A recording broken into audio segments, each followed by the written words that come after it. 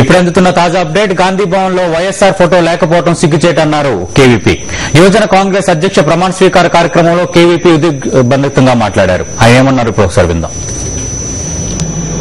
ఇవాళ దురదృష్టం కొద్దీ ఈ హాల్లో కానీ ఈ గాంధీ భవన్ ప్రాంగణంలో కానీ రాజశేఖర రెడ్డి గారు బొమ్మ లేకపోవడం ఇది ప్రతి ఒక్క కాంగ్రెస్ కార్యకర్త,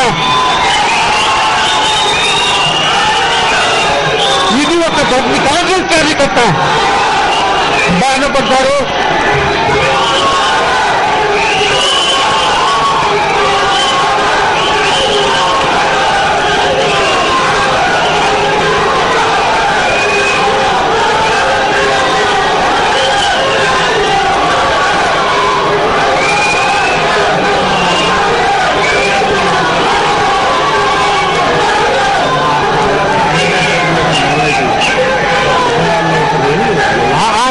ఆయన బొమ్మ